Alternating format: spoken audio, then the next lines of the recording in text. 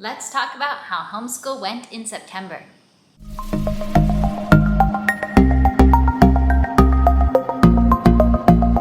Hi, I am Rachel from 7 and All. I am a second-generation homeschooler, currently homeschooling a kindergartner and a preschooler and expecting my third son. Let me know in the comments, how is homeschool going for you this September? Have you settled into a strong routine? Are you excited about some of the fruit that you're seeing? Are you troubleshooting some issues? Let me know. I'm always happy to chat about homeschool with you in the comments, and I'll chat about how it's going in some different subject areas of our homeschool and close up with a pregnancy update as well. So we have been doing Beautiful Feet Books Around the World Part 1. We started in around March. This is basically our literature spine, geography spine for kindergarten, and it's been a lot of fun.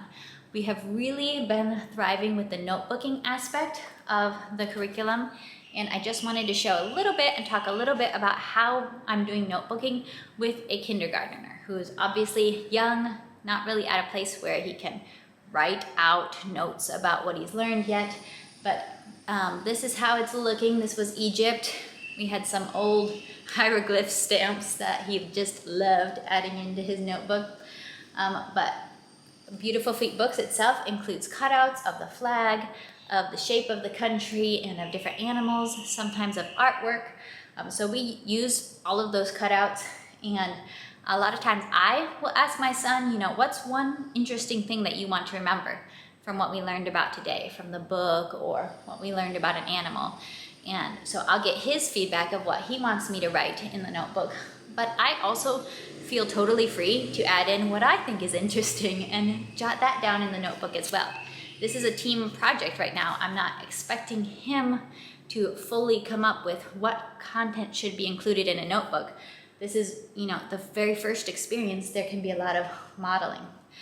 We learned about King Tutankhamun when we learned about Egypt. He found that incredibly interesting. We also got to watch, I think, a National Geographic documentary about the finding of King Tutankhamun's tomb. We had a book about it as well. He was very, very interested in that. He now would like to go inside a pyramid, which he was not found in a pyramid, but he knows also that you can go inside the Great Pyramid at Giza. He wants to do that, wants to ride a camel. He's very interested in the Nile River as well. Egypt definitely captured his imagination. Then we've been going through Tanzania and lots of animals to learn about there. He was a little bit concerned about the volcanoes in Tanzania, but I told him I don't think they actually explode.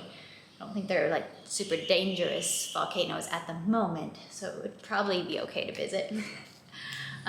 He's always talking about how much he wants to visit or different places he wants to visit in the countries we learn about.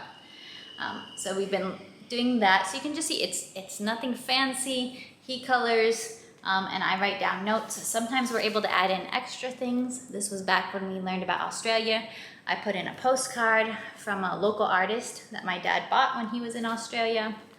So if we do some art activities, we'll throw that in as well. Like that, drawing of a didgeridoo. But that's how notebooking is going. And we have quite a few pages of the notebook filled. It's almost halfway filled, which is great. So hopefully we'll have enough pages for the rest of the countries in part 2. One more thing I want to mention about notebooking is that we get this out and go back over the pages. He loves to ask me, hey, can I get out my yellow notebook? And he will just go back and go over the pages and remember the activities that we did and remember the different things we talked about with China, with Japan, with Thailand, and all of these. So to me, that's the really great power of a notebook, is having all of your materials reminders, little reminders and mementos of what you've learned about right there. And he can't read my notes yet. I can read them to him and remind him of them. But he can look at the pictures and he can remember these pictures that he's colored, remember all these things he's learned about. So that helps keep the learning fresh in his mind. Other progress. We are nearing the roughly halfway point of All About Reading Level 2, and that's been going well. I think we've got 2 stories left in this book at the time when I'm filming this. And right now, my plan is actually, once we finish reading all the stories in this book once, I actually just want to take a couple weeks to go back and read through all the stories again versus continuing to work ahead in the lessons. He's done well, but he's not necessarily reading it instantly, totally fluently, with no mistakes. I think if he has the experience to go back, read these stories again, he's going to build confidence, he's going to build fluency. So that was something I did in level 1. Once we finished the second reader book, I just went back and spent a couple weeks having him read those stories again. And I think it was a good experience for both me and him to see, hey, you know, the second time he's reading these stories, he's actually reading them a lot better and a lot more confidently. But I think we'll be doing that rather than rushing ahead, because there's no need to rush ahead. We can take the time, go back, read through the stories again for a few weeks before continuing with further lessons. I mentioned, I believe in August, that my son has been very interested in learning cursive, and so I bought the cursive books from Dash Into Learning for him. They have been a hit even beyond what I expected. He loves to do his cursive page every day, and he is always so proud of it. I am impressed with how slowly and carefully he will work to form these letters. He's really loves it, and I also love to see his just pride and excitement of, he's like, wow, this one's beautiful. Isn't this one perfect, Mama? Or he'll do one and he'll be, oh, it's not perfect. This one's not so good, but I can do another one and then do it even better the next time. So I was not expecting cursive to be like this major love and hit with a 5-year-old boy. But that just goes to show, don't put kids in a box. Don't think, oh, you don't fit the statistic of who would be super excited to learn cursive. Hey, sometimes kids are going to be excited to learn cursive, and you just roll with it. Math, using Math with Confidence, as well as Math You See, has continued to go very well. Really excited with the progress he's making. We've been working a lot on subtraction for the last couple of weeks in Math with Confidence, and I love to see the speed that is improving with that, speed that is growing, confidence that is growing in subtracting, and now we're moving on to, I think, bigger numbers, like working with numbers above 10 and doing some more addition and subtraction with those. So that'll be a lot of fun. Another thing I added in August was we're working a little more with early Spanish reading and phonics. So I bought these worksheets off of Teachers Pay Teachers, and I can link to them down below. But I was basically looking for an Explode the Code-like resource in Spanish. And that's what this reminded me of. So I really like this worksheet exercise specifically because it's forcing you to think of, okay, which syllable do I choose? Okay, it should be lo, do for mud, lodo, or da, do for dice, dado. So yeah, I think this has been a very good exercise for him to start thinking, paying more attention to the vowels, because he still makes mistakes with Spanish readings, Spanish vowels. We're just starting slow and gently. So I like that activity. This is another fun one where he gets to read the word and match it to the picture. We always love cut and paste. And then we're also going through La Patapita, slowly, taking time to repeat, to build fluency.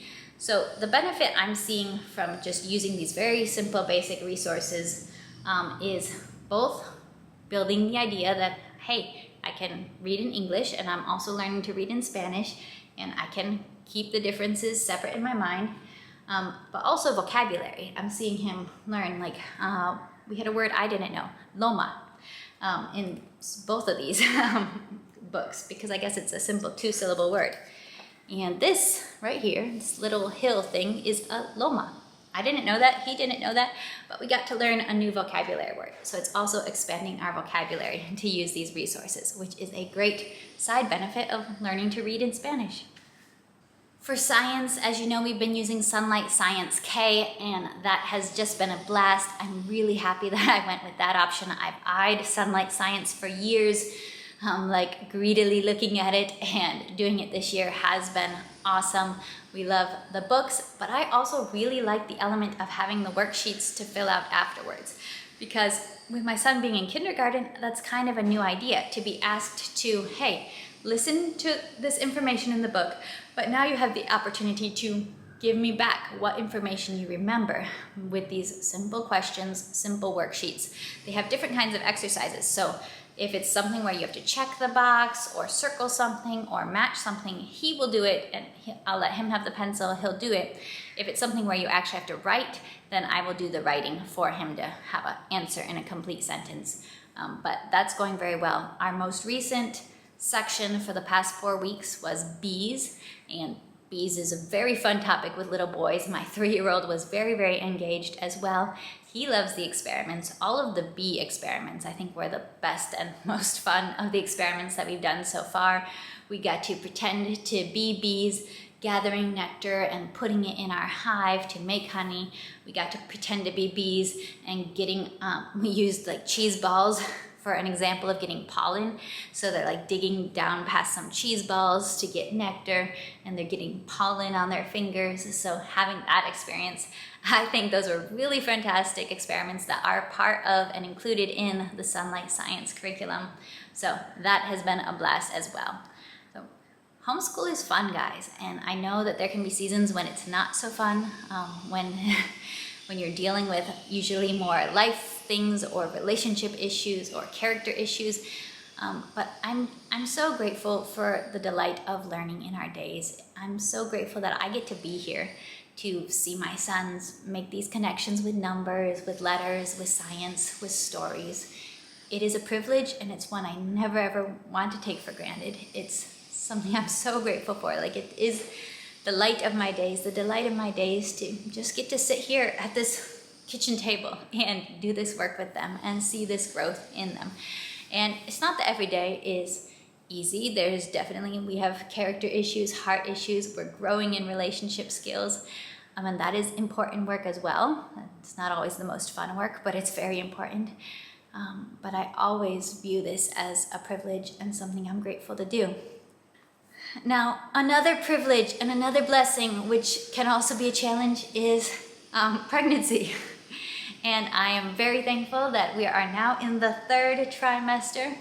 We've come a long way. I shared last month that at 24 weeks, I got a new set of restrictions and medication from my doctor, because we're now really working to stop any progress toward labor, prevent preterm labor, keep baby cooking as long as possible.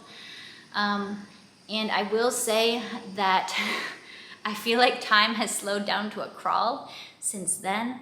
Like before, it was like, oh, you know, I'm hitting milestones. I'm hitting 14 weeks. I'm hitting 20 weeks. I'm hitting 24 weeks. But once we hit 24 weeks and got that news, I feel like time has hardly progressed, although it has. We're in the 3rd trimester now, but it still feels like even if you hit 25, 26, 27, 28, it still feels like 36 or 38 weeks is so far away, when it's like, okay, we're not full term until 38 weeks. That feels so far. So yeah, it does feel like time has really slowed down since getting that news. It doesn't feel like, you know, we're making progress as fast, although I know that's all in my head. Time progresses at the same rate, no matter how we feel about it. So for me, this month has looked like hardly leaving the house, other than just to do tutoring at the tutoring center where I volunteer, and then pretty much just staying home and staying off my feet and finding ways to reduce the work, reduce more physical work. I usually do haircuts for my whole family every month. This month we sent them to the barber shop. I've had my mom come over a couple times to help with the heavier housework, like mopping the floors, and she has been such a blessing in helping with that heavy housework, so that I'm not carrying buckets around or squeezing out mops and all of that. I've been sending my 5-year-old upstairs to get something for me that I need, instead of taking one more trip up and down the stairs. So just kind of being really more conscious and aware of limiting activity like that, trying to rest, trying not to put too much strain on my body, those type of things. Not on full bed rest, and I don't want to go on full bed rest. So I'm trying to take all of these measures. My doctor did end up advising us to get steroid shots this month, just really to play it safe. We weren't feeling like labor was imminent or anything, but to play it on the safe side. And steroid shots, by the way, if you haven't had to get steroid shots and they're for lung development or to kind of boost development when preterm labor is at risk, they really, really hurt. This is the second pregnancy when I've had to have them, and they really do hurt. So it wasn't super fun, but we did get those, and that's good that those are available.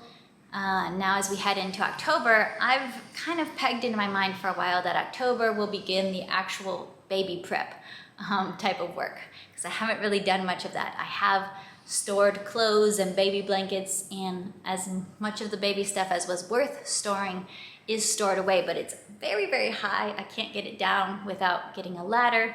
So I'm gonna need some help from my mom or my husband to get the boxes down, sort things. We're gonna have to wash everything because everything stored in a humid climate gets very musty and sticky. So we'll have a lot of laundry to do. So that's kind of something I pegged probably for during our October school break. My husband has a school break. We'll start really seriously working on the baby prep. And one really good thing about being a parent in a place with no seasons is it makes it much easier to use your hand-me-downs. I've heard from other parents that even if they have, all girls or all boys, it's been hard to use the same baby clothes for baby after baby because they were born in different seasons. And for us, we have no seasons. The clothes never change. It's just onesies, shorts, t-shirts, the same old summer clothes all the time. So I will get to see the same adorable onesies that my sons wore before. I'm excited to get those out and be in awe of how tiny they are once again. So that's one of the projects I have pegged for October. Oh, one more addition to our days and routines in the month of September was my husband got gymnastics rings and installed them in the front of our house. And so now that is my boys' new favorite passion and hobby, is to play on their gymnastics rings and to do front flips and back flips, and pretty much every day they're doing something different on them, finding new ways to use them. So those have been a very fun addition, especially when I can't necessarily, it's not as easy for me right now to take them out to the park and so on, but I can just sit there and watch them do their little tricks, and they're getting a great workout. They are getting some calluses on their hands, I think, from the rings, but those have been a fun addition as well. So I do recommend gymnastics rings for high energy small children, and probably a mat to go underneath them as well. All right, that was my September. I hope if you like these updates and nerdy homeschool videos that you subscribe to my channel, because I'll keep making them. All right, I'll see you. Bye.